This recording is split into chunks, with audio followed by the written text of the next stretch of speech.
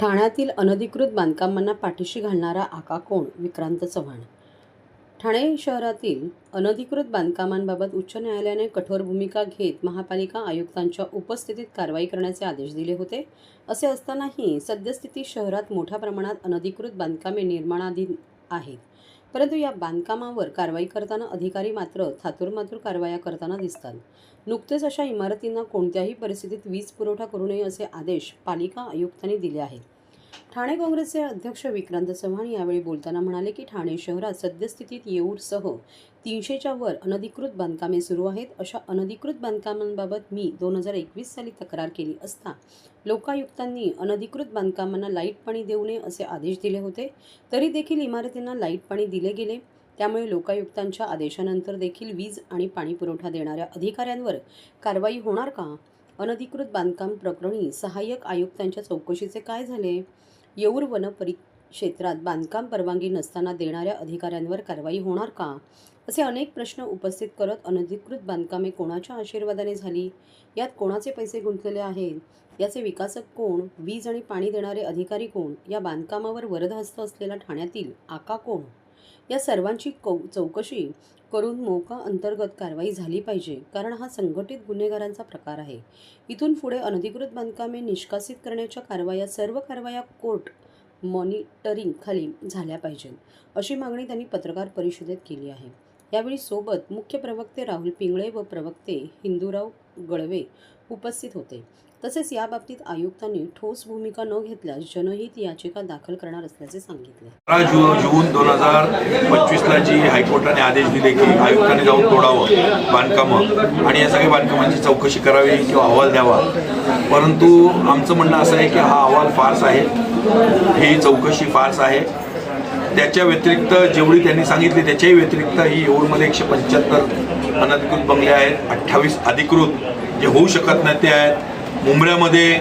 दिव्यामध्ये मुंबऱ्यामध्ये 26 इमारती आहेत, कळव्यामध्ये 15 आहेत, दिव्यामध्ये 110 आहेत, वर्तकनगर लोकमान्यनगरमध्ये 7 आहेत, 10 आहेत, 7 का 10 आहेत, माजिवड्यामध्ये 10 आहेत आणि वर्तकनगर प्रभाग समितीमध्ये छोटी मोठी बांधकामं ही सुरू आहेत. कोठारी कंपाऊंड असेल इतर ठिकाणी. तर ही सगळी बांधकामं दाखवली का बन्सालींना? ही कोर्टाला दाखवली का चौकशी? नसतील दाखवली.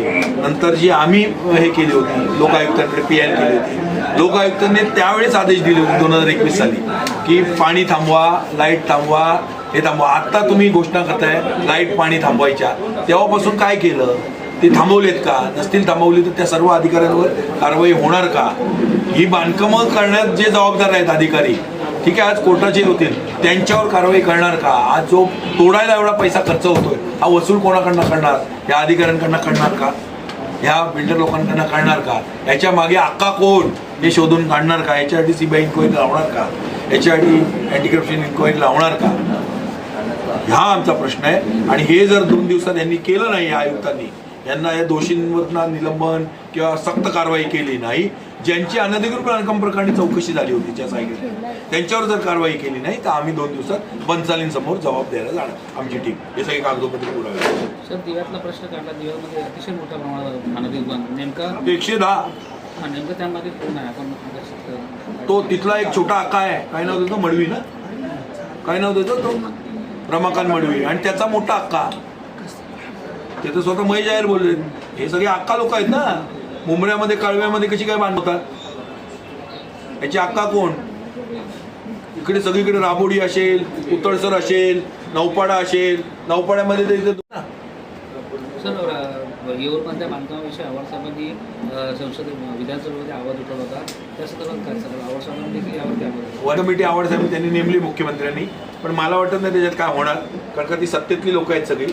तर नाही तर मग सरकार पडेल, त्यांनाही माहिती आहे सरकार पडेल, त्याच्यामुळे ते काय करणार नाहीत. तसं मागे चंद्रशेखरांनी काढलं होतं आणि मग मनोज जोशींनी स्टे दिला होता, तसाच होईल. त्याच्यासाठी PILच करावी लागेल, दुसरं काय इलाज नाही. काँग्रेस यावर PI करणार आहे? 100% PIL करणार आम्ही. हे काय आम्ही तयारी केली चालू, आमचं झालं हे. हिंदी